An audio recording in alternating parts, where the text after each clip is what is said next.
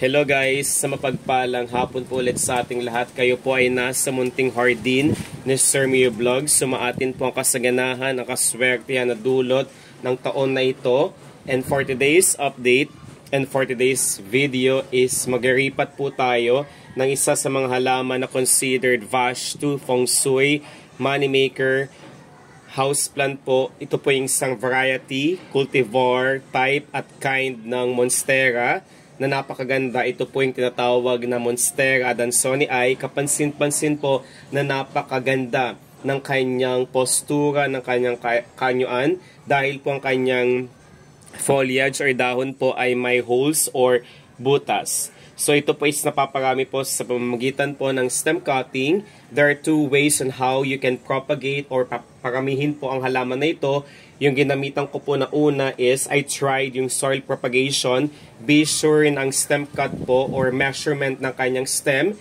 Be sure also that the stem or branch is may haba na 5 to 7 inches.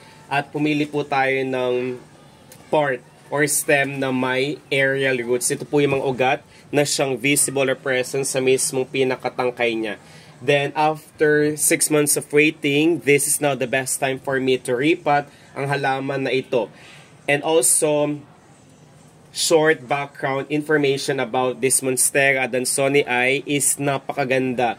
Kahit sa ang lokasyon, workplace, maniyan, sa inyong study table, sa main door, sa inyong business, napakagandang ilagay dahil po ito po ang nag-attract ng more abundance, prosperity, and also considered siya as good fortune, houseplant, and also money maker siya. Kung meron ka neto sa inyong bahay, is ito po ang tutulong sa atin para ang mga not so healthy na mga vibrations ay kanyang tinatanggal dahil consider din po siya as air filtering at air purifying plants. And also, hindi na po ako bumili ng mga basyo na pinagagamitan ko para sa aking propagation. I see to it that all of the containers that I'm using is recyclable materials. Ito po yung pinagbasyohan ng soft drinks. Then, nakakatuwa dahil naging matagumpay po ang aking propagation. And one of the ways on how to make this propagation successful is wag na wag po tayo matatakot na i-prune kapag may mga unhealthy parts. Ito po yung mga bahagi na hindi na kailangan para sa ating halaman. I do not be hesitant to trim it off or tanggalin po natin siya. So kagaya nito, meron na po siya ditong yellowish na dahon, kumbaga tatanggalin ko na po ito. Okay. So nahila naman po siya. Then, ililipat po natin siya dito sa mismong pot na ito. Isa rin po sa mga dahilan kung bakit patuloy ako sa pagpaparami ng ganitong adansonii is napakaganda. Hindi niya po kailangang diligan everyday. So, ang ganda ng loam soil ko dahil isa rin po sa mga secret reveal ko na malupit is kung magluluto po tayo ng mga putahe or recipes na maitlog, yung pinagbalatan po is wag na wag nating itatapon. That can be used as powderized eggshells na eventually magiging organic fertilizer para sa ating halaman na ito. So tatanggalin lamang po natin yung lupa sa mismong loob ng ating basyo. Ayan. Kung kaya naman po siyang hilahin na lang po natin siya. Okay. Also, be extra careful na wag po nating masyashock ang pinaka-root system ng ating adansonii. Napakadami niyang ugat dito na present sa mismong loob, guys. Kapansin-pansin na po. Kasi 6 months na po siya. Then, hilahin po natin siya. Okay.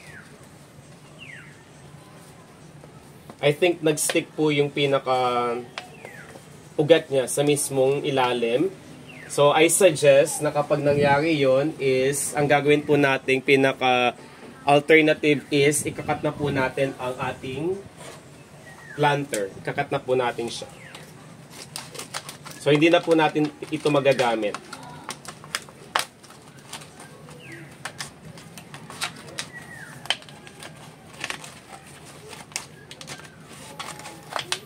Napakaganda talaga ng halaman na ito.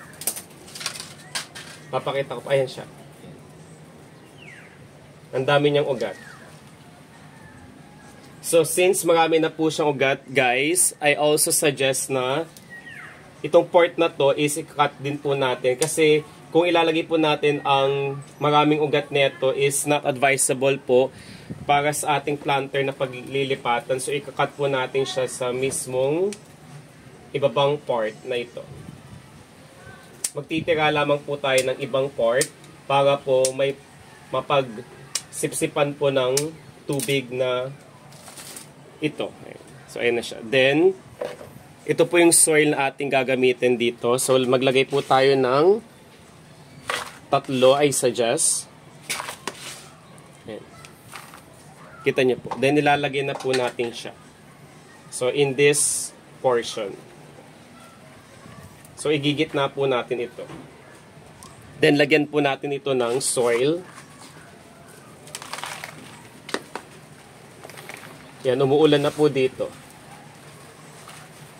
So, it's already June, month of June. So, talagang maulan na po itong month na ito. So, wet season na po tayo. Ayan. Di ba napakaganda po?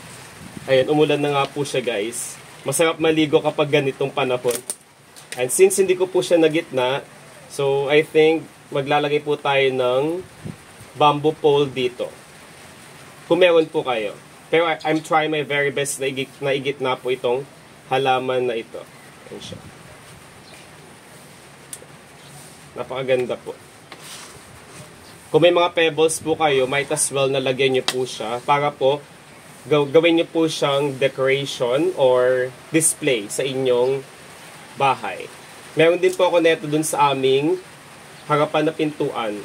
Para po ito po magsilbing shield or protection sa mga evil eye, may mga bad spirits, at yung ito po magsisilbing protection and shield sa mga taong gustong gumawa ng hindi maganda sa ating pamilya. Ayan siya. Kita niyo po ba? So, hindi ko siya na-center, hindi ko siya nalagay sa gitna, pero I'm trying also to find ng bamboo or anything na stick para maging upright ang kanyang pinaka-position. Ayan siya. Okay. So, I'm also planning to put some pebbles para magsilbing decoration para sa ating halaman na ito. Then, since umulan po, napakaswerte na po ng halaman na ito, mas magiging maswerte po kapag ipinandilig po natin yung mga tubig na galing sa kalikasan, kagaya ng tubig bukal or tubig ulan. So, since umuulan po, wet season na po, is I decided to collect water from nature. Then, ito po yung ating ipandidilig dito. So, be sure na ang lupa na gagamitin po natin, one of the tips also is, be sure that the soil is fast draining and absorbing. Ayan siya. Doon ka scrappy. So, kapansin-pansin po na madali pong nasisip-sip ng lupang tubig. So, it means it's fast absorbing. Wag na wag po tayong gagamit ng lupa na hindi fast draining and absorbing dahil prone po yun sa water stagnant, and worst case scenario, pwede pong mamatay ang ating mga halaman na lucky house plant. At kapag nangyari po yun, yun pong sumisimbolo ng hindi magandang kapalaran or oportunidad. Ito po si Scrappy, medyo kinukulit ako. Ayan. So, diligan pa po natin siya. Ang pagdidilig po para sa ating halaman na ito is done every 5 to 7 days. Short update lamang po ito. Maraming salamat sa walang sawang pagmamahal at suporta. Then, yung pinaggamitan po na place po natin is wag na wag po natin kakalimutang linisin. So, ingat po tayong lahat. Ito na siya. Naway sa lahat ng bagay, ang Diyos ay laging papurihan.